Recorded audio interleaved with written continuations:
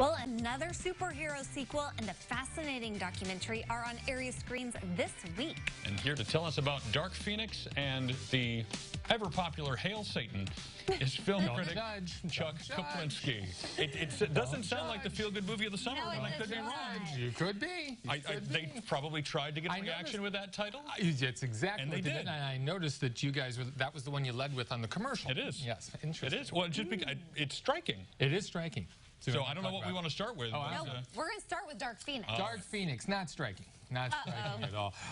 The X-Men franchise, this is the 7th film in the franchise, and it is going to go on hiatus here pretty soon because 20th Century Fox has just bought Disney, and they're not quite sure what to do with the characters, and it's probably a good idea that they're going to take a break because this is a tired movie. There we see Sophie Turner from the Game of Thrones franchise. She is Jean Grey this time out. There's Jennifer Lawrence playing second fiddle in this movie as Mystique. Grey has just gone on a mission into outer space with her fellow X-Men, and an accident has occurred in which she was bathed with a solar flare and absorbed its power. But we come to find out it wasn't just a solar flare, it is actually an alien force that has the power to remake planets and actually remake an entire race of beings. And there you saw Jessica Chastain very briefly there.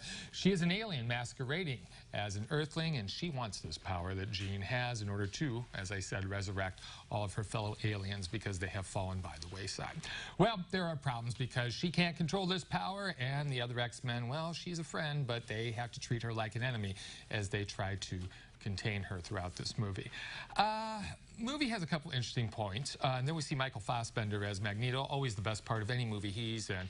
A couple fascinating things. The women drive this movie, which is a good thing. That hasn't always been the case with the X-Men, but this is definitely a female-centric film because their concerns are always front and center, which is a very interesting twist, as is the fact that Professor Xavier, he's viewed as the villain here. So shown as the guy who's manipulated all these young people in order to get fame that he wanted. So another couple twists, but the action is tired. We've seen this so many times before. There's a new director to this franchise, Simon Kinberg. He wrote a couple of them. He stands behind the camera. He brings no visual flair at all. It's time for this one to go away for a little while. There's a lot of great stories to be told yet with these folks, but I think when you talk superhero fatigue, this is the type of movie you're talking about. Did you say bathed with a solar flare? Yes, common phrase. Wow. I did that one time, and the exfoliation was amazing. There you go. Burned a little. Oh, no. It was worth it, right?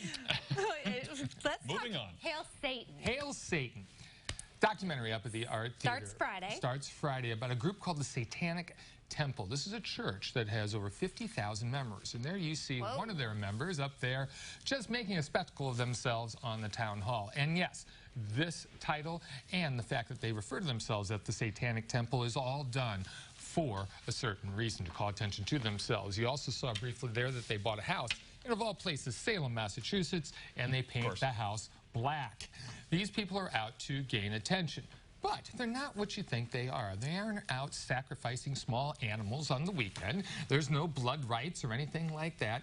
These are just very concerned citizens who are very concerned about civil rights and to make sure that everyone has a voice within our society. You might find them one weekend starting up a blood drive. You might find them starting up a drive for food for the local food pantry. These are all very concerned citizens, and they're also very much concerned about making sure that everyone has a voice in this country of ours. It's a very interesting film, and again, even though the title is suggestive and exploitive, it's not that way. It's a very American film, quite frankly, because it should be all about us all having a voice. Is it a legit documentary? Yeah, it's a legit documentary, and it's a legit group. Satanic Temple. Check out their website. And their title did its job. Exactly it really did. Got us you know to what? I'd rather check out your website. Hey. And that's where you can find all of Chuck and Pam's reviews and sign up for their newsletter so you're always in the know when you go to the movies. Thanks, Chuck. Appreciate it.